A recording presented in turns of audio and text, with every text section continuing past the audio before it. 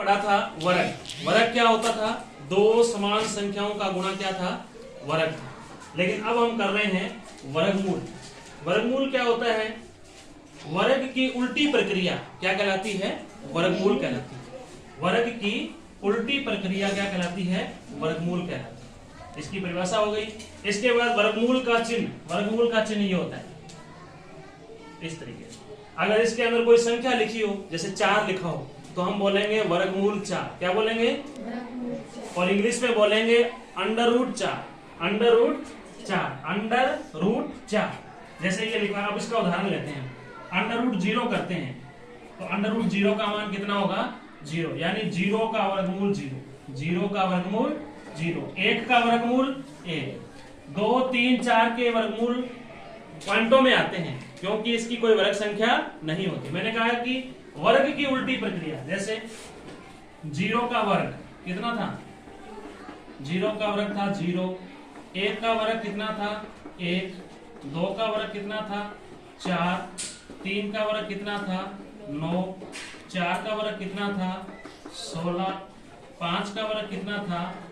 25। 6 का वर्ग कितना था? 36। इन संख्याओं का हम यहां से लेंगे। इसका मतलब जैसे 0 का वर्ग 0, तो 0 का वर्गमूल 0। 1 का वर्ग 1, 1 का वर्गमूल 1। 2 का वर्ग 4 और 4 का वर्गमूल कितना होगा? 2। तो उल्टा हो रहा है ना, देखो। 2 का वर्ग 4 और 4 का वर्गमूल कितना होगा? 2। इसी तरह से 3 का वर्ग 9 और 9 का वर्गमूल कितना होगा? 3। देखिए 9 का वर्गमूल कितना हो गया? 3। इस तरीके से आपसे पूछा जाए 5 का वर्ग 25, लेकिन 25 का वर्गमूल, 25 का वर्गमूल कितना आएगा? 5। कितना आएगा? 5। और 36 का वर्गमूल कितना आएगा? 6 आएगा।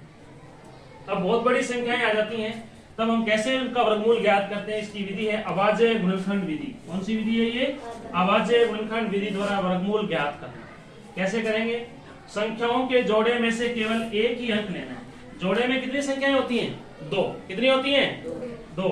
जैसे अपने को 64 का वर्गमूल निकालना है। 64 का क्या निकालना है? तो हमें ये तो पता है कि 8 का वर्ग कितना होता है? 64 होता है। तो 64 का वर्गमूल कितना आएगा? 8। लेकिन आया कैसे? देखिए 64 में हम किसका भाग देंगे? 2 का, तो कितना आएगा? 32। फिर 2 का भाग देंगे, कितना आएगा? 16। फिर 2 का भाग देंगे, कितना आएगा? 8। फिर 2 का भाग देंगे, कितना आएगा? 4। फिर 2 का भाग देंगे, कितना आएगा? 2 और बाद में 1। अब 64 देखो कितने 2 है ये? 1, 2, 3, 4, 5, 6। तो 1, 2, 3, 4, 5, 6। तो अपने क्या लिखा? जोड़े में से एक अंक लेना है। ये जोड़ा बन गया। यहाँ जोड़े में से क्या ले लिया अपने? 2 बार ले लिया। यहाँ जोड़ा बन गया तो यहाँ से 2 बार ले लिया, और यहाँ भी जोड़ा बन गया तो यहाँ से भी 2 बार ले लिया। तो तीनों का गुणा कर दो। 2 दूनी 4 और 4 दूनी 8। इस तरह से 8 इसका क्या है? वर्गमूल है। 64 का वर्गमूल कितना आएगा? 8 आएगा। इसी तरह से आप 81 का कर सकते हैं, ठीक है, 100 का कर सकते हैं, 121 का कर सकते हैं, 144 का कर सकते हैं। उत्तर आपको पहले ही पता है। 81 का वर्गमूल निकालोगे 9 आएगा। 100 का वर्गमूल निकालोगे कितना आएगा? 10। 121 का वर्गमूल निकालोगे कितना आएगा? 11। 144 का वर्गमूल निकालोगे कितना आएगा? 12। लेकिन इस विधि से निकालना है आपको, ठीक है। तो ये था आपके सामने वर्गमूल। Thank you.